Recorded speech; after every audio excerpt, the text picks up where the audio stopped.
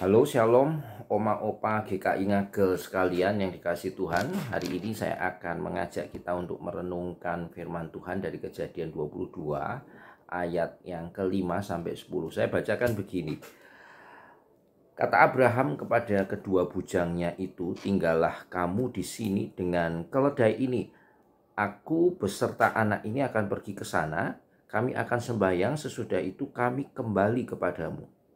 Lalu Abraham mengambil kayu untuk korban bakaran dan memikulkannya ke atas bahu Ishak anaknya.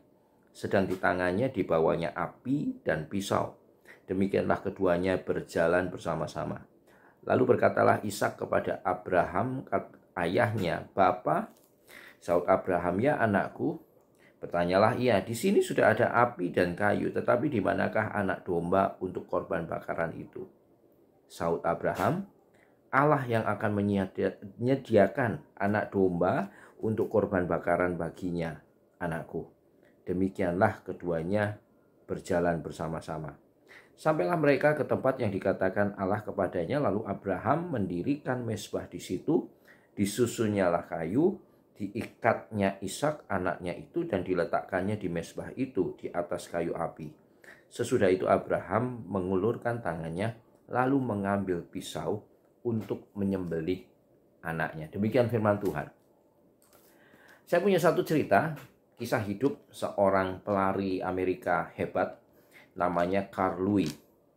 Dia meraih medali emas Olimpiade di Los Angeles 1984. Sebenarnya dia punya 4 medali di beberapa nomor atletik di Olimpiade 84 itu. Tapi yang saya akan ceritakan adalah kekhususan medali emas di nomor lari 100 meter putra. Kalau kita tahu dunia atletik, ini nomor paling prestisius, paling ditunggu-tunggu. Siapa yang menjadi pelari tercepat di planet ini? Biasanya julukannya begitu. Ukurannya adalah siapa yang memenangkan lomba 100 meter putra. Nah, dia mencapai prestasi itu tentu kita tahu nggak gampang ya, mencapai medali emas Olimpiade itu, dan dia sangat senang dengan itu tentunya. Nah, 3 tahun kemudian, tahun 87, papahnya dipanggil Tuhan. Ada sebuah cerita, sebelum pemakaman berlangsung, si Karlui ini terpikir untuk mampir di sebuah bank di mana dia menyimpan koleksi-koleksi medalinya, dan dia berniat untuk mengambil satu untuk dia bawa ke pemakaman. Satu itu adalah medali yang saya tadi bilang, medali emas Olimpiade Los Angeles 84 di nomor 100 meter putra. Dia bawa itu, dia bawa ke depan peti papanya, dan dia sisipkan medali itu di, kalau orang meninggal itu biasanya kan di begini ya, dia sisipkan di tangan papanya. Yang artinya itu nanti medali akan dimakamkan bersama dengan jenazah papanya, dan dia tidak akan pernah lihat lagi itu medali. Bukti pencapaian dia sebagai seorang atlet yang luar biasa. Mamanya sempat nyenggol dia. Intinya kira-kira nanya begini, "Serius tak kamu? Apakah kamu benar sudah memikirkan ini?" Karena dia tahu bahwa medali itu adalah tanda pencapaian tertinggi sebagai seorang atlet dari seorang Carl Lewis. "Gak eman ta?" Ya, kalau orang Surabaya bilang, "Nggak sayang ta? Kamu habis ini nggak bisa lihat lagi itu barang." Saudara, si Carl Lewis menjawab mamanya kira-kira begini, "Papa ini paling suka itu nomor 100 meter putra." Sebagai informasi saja, Carl Lewis juga jago di long jump, lompat jauh ya. Dia mendapatkan medali juga di 84, bahkan di 88 juga 92. Nah, dia bilang, Dari semua nomor yang saya jalani sebagai karir saya sebagai seorang atletik, Papa paling suka nomor 100 meter lari. Nah, di saat-saat terakhirnya tidak ada salahnya saya kasih ini ke Papa untuk sebuah bukti penghargaan saya terhadap Papa. Sekali lagi, itu artinya pada hari itu, itulah saat terakhir Carlui melihat medali emas yang dia bangga-banggakan itu. Dan dengan berseloroh, dia berkata, ya sudah, nanti kan saya akan bisa dapat lagi. Dan ternyata betul, tahun 88 di Olimpiade Korea Selatan, di Seoul, dia mendapat lagi satu medali di nomor yang sama, 100 meter putra. Bapak Ibu semua, pertanyaannya begini. Kenapa kira-kira kok sedemikian ringan, sedemikian ikhlas Carlui ini melepas simbol prestasi tertingginya sebagai seorang atlet, sebuah medali emas, nomor yang favorit 100 meter putra, hanya untuk disisipkan di tangan papanya dan kemudian dikuburkan bersama jenazah papanya. Apa kira-kira yang membuat dia begitu ringan untuk melepas hal yang berharga ini? Jawabannya saya satu. Karena Carlui meskipun dia melihat medali ini sebagai sesuatu yang bernilai buat dia, tetapi dia saat itu berhadapan dengan papanya yang meskipun sudah meninggal, tetapi dia melihat bahwa nilai dari papanya ini, harga dari papanya ini jauh melampaui harga atau nilai medali yang pernah dia raih. Dia melihat papanya ini sedemikian tinggi, sehingga kalaupun dia melepas satu medalinya itu, ya sudahlah, dia bilang nanti aku bisa dapat lagi, tapi ini penghormatan terakhir saya buat papa. Hari ini kita membaca satu kisah yang seringkali membingungkan kita. Bagaimana mungkin seorang bapak yang sedemikian lama mengharapkan kehadiran seorang anak dari pernikahannya, Bapak Abram dan Sarah, kemudian Tuhan bilang untuk mempersembahkan anak ini, artinya membiarkan anak ini mati sebagai korban. Dan kemudian itu dilakukan oleh Abraham.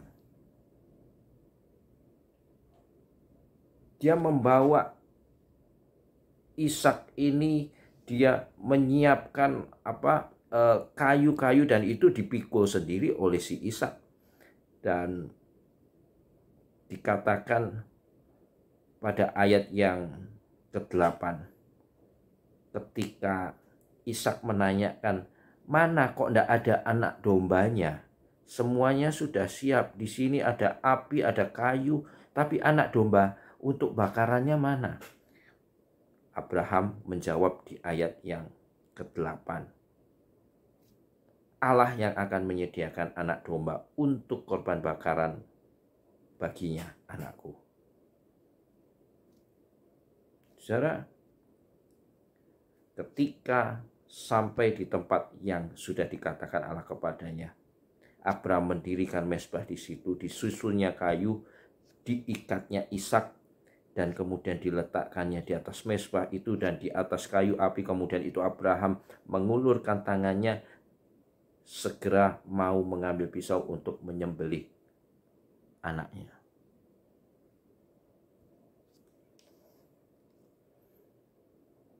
Kita tahu ceritanya, akhirnya Tuhan ya ini cuma testing dari Allah kepada Abraham. Oh ya, oke, kamu taat.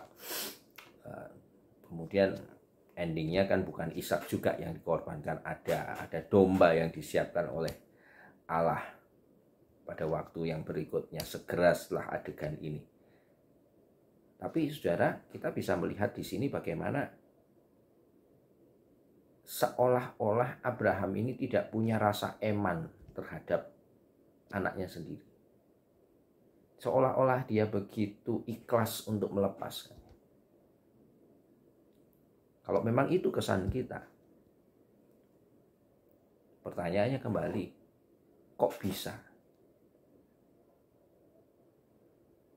Merujuk pada ilustrasi awal tadi tentang Carl Louis, mungkin jawabannya sama.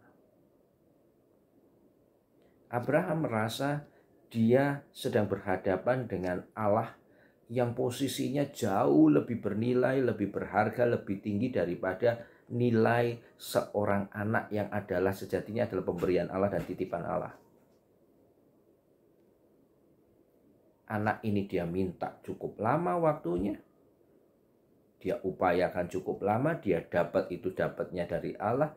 Nah sekarang Allah minta lagi, ya sudah, dari Allah kembali ke Allah. Dia melihat Allah jauh lebih berharga, bernilai dibanding segala apa yang dia cintai di kehidupan, segala harta dan termasuk anaknya. Renungan kita hari ini ingin mengajak kita untuk bertanya pada diri kita sendiri, masing-masing. Kalau kita ditanya apa hal yang paling berharga dalam hidupmu,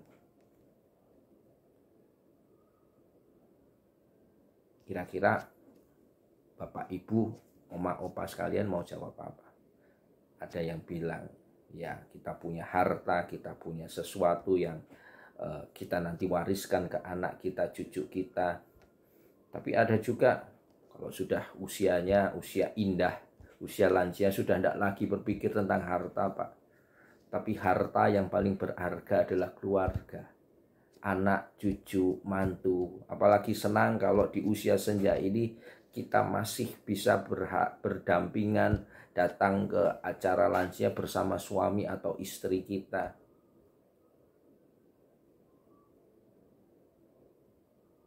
Tapi saudara, apapun itu, suatu waktu nanti kan akan hilang. Tuhan akan mengambil itu satu persatu. Termasuk orang-orang yang kita kasihi. Dan tinggallah pertanyaannya kembali. Lalu ketika semua yang kau punya, yang kau cintai itu kemudian Tuhan ambil satu persatu, apa yang masih kau anggap bernilai dalam hidupmu? Dan semoga jawaban kita semua sama. Allah di dalam Yesus Kristus itu yang paling bernilai, yang paling berharga, yang nggak bisa diambil dari kita. Sehingga segala sesuatu yang ada di sekeliling kita, yang kita pakai, yang kita punya, yang kita bersamai, ya, orang-orang yang kita kasih di sekeliling kita, keluarga, anak, cucu, semuanya nilainya akan sedemikian menjadi tidak terlalu tinggi ketika kita berhadapan dengan Allah yang maha tinggi. Persis seperti Carl Louis menganggap medalinya itu seolah-olah tidak punya arti lagi, karena dia berhadapan dengan papahnya yang punya kesan mendalam dalam kehidupannya sejak kecil, yang mendorong karirnya menjadi pelari yang sukses. Sama seperti Abraham, anak memang bernilai, tapi dibandingkan dengan Allah yang maha tinggi, yang memberikan anak itu sama dia, Ishak nampak tidak terlalu berarti lagi. Ya Tuhan kasih, Tuhan sekarang minta, ya wis, begitu. Kiranya kita boleh menjadi orang-orang yang seperti itu, yang menempatkan Allah itu di atas segala hal yang kita bisa nikmati dalam hidup. Nomor satu di antara semua hal yang ada dan bisa kita nikmati di dunia. Tuhan memberkati Bapak Ibu semua, Oma Opa semua. Saya Pendeta Ariel Susanto dari GKI Jemur Sari. Senang bisa melayani. Amin.